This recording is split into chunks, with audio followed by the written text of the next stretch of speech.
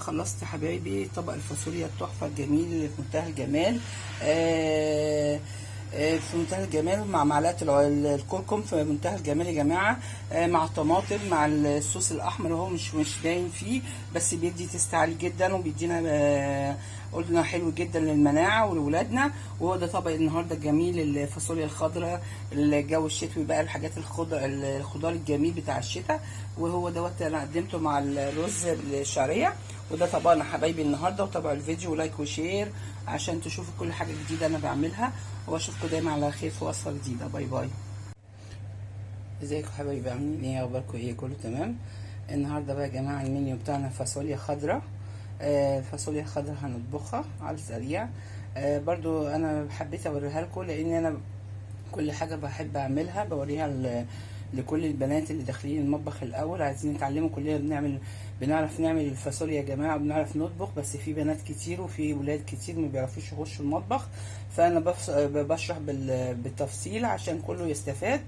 ويلا نخش على المقادير. انا معايا 1.5 كيلو فاصوليا، كل واحد يعمل كميه بقى اللي عايزها، ماشي. ومعايا نص كيلو لحمه، ومعايا بصلايه وفصين توم، ماشي.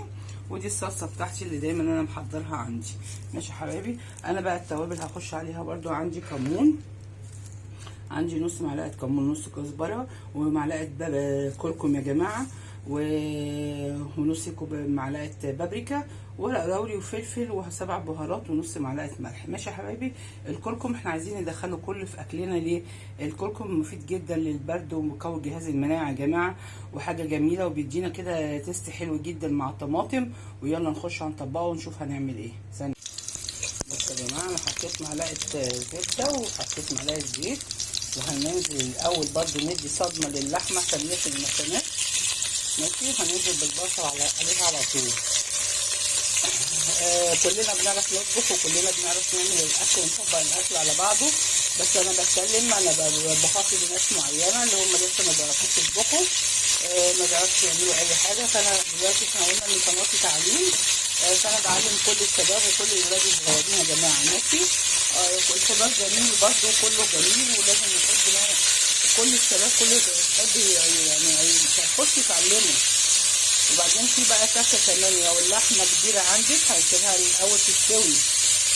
وفي فكره ثانيه برضو ممكن اديها لكم، ان انتم ممكن مثلا تسلقوا كميه اللحمه 2 كيلو. كل الموظفين برضو كل ما عندهمش وقت يجيبوا 2 كيلو لحمه، يدوها صدمه كده ويسلقوها، تحطوها في اكياس في الفريزر، يطلعوا الخضار بس على كميه عدد الاسره ويحطوها عليه.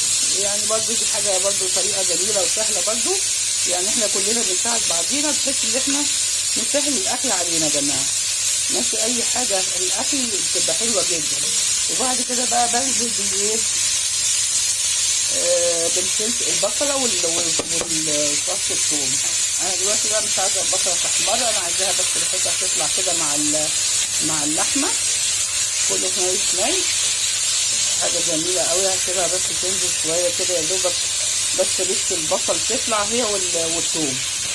دي دي طريقه تطبيق اي خضار يا جماعه، واي حاجه عايزين نعملها في خضار هنعمل كده. هنسيبها بس تطلع ريحه، وهنروح حاطين عليها الفاصوليا وعلى الطماطم، وهنطبقه كله على بعضه، كله سهل في سهل. فكره الكركم بقى حبايبي، ان الكركم مع الطماطم مع البابريكا، انا ما بحب ده برده، انا ما بحبش احط صلصه زي ما احنا متفقين. معلقه البابريكا مع الطماطم حتى لو كميه صغيره دي بتعزز لون الصلصه، ماشي حبايبي. خليكم معايا ثانيه واحده.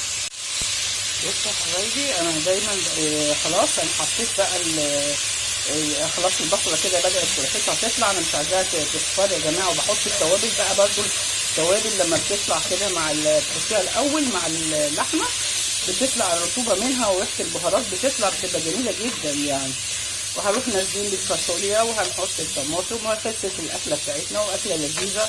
وكل ده تطبيق الخضار هو نفس الفكره، بس انا برضو لاول مره حد يخش القناه برضو يشوفها. فانا بشرح برضو من الاول علشان كل الشباب يخشوا يعملوا الاكل زي ما احنا متفقين، وكل البنات الحلوين وكل الموظفين واللي عندهم شغل وعندهم ما عندهمش وقت فيخلصوا الاكل على طول. ثانيه واحده كده هننزل بالفاصوليا اهي.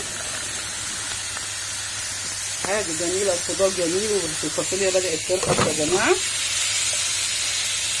وهو الخضار حلو جدا نحببه لاولادنا برضه، لان في ولاد كلهم ما بيحبوش الخضار، فمهم جدا كل ام تدخل الخضار في اكل ولادها.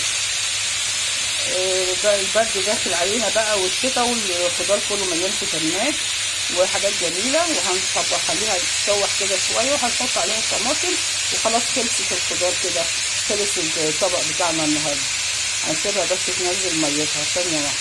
بصوا يا حبايبي، نسيت اقول لكم ده انا حطيت ده مش ملح يا جماعه، دي معلقه سكر، علشان طول ما احنا اولا هنحط طماطم في اي خضار، فلازم نحط معلقه السكر ومعلقه الملح. السكر بيحافظ على لون الخضار، بيفضل اخضر، وبعدين بيمنع الحموضه. فدي تكه برده لازم كل البنات يعرفوها. وانا دلوقتي معايا عصاره ليمونه يا جماعه، وبحطها عليها كده برده. الليمونه بتدي تيست عالي قوي مع الفاصوليا، وبتدينا لون حلو جدا. اللون الاخضر برده يفضل محتفظين بيها كده. فمنتهى الجمال، كل حاجه جميله جدا، وكل حاجه الخضار حلو قوي، وكل حاجه نعملها في بيتنا. ماشي يا حبايبي. وانا بقى هنزل بالطماطم وهسيبها بقى تستوي كده. كله نايف ني يا جماعه اهو. بس زي ما قلت لكم اللحمه بتاعتي انا عارفاها ان هي هتقدر تستوي مع الفاصوليا فيها، ولحمه كبيره نسويها شويه الاول وبعد كده نحطها حبايبي. ماشي. وهنوطي بقى وثانيه واحده لحد ما تستوي. ثانيه واحده خليكم معايا.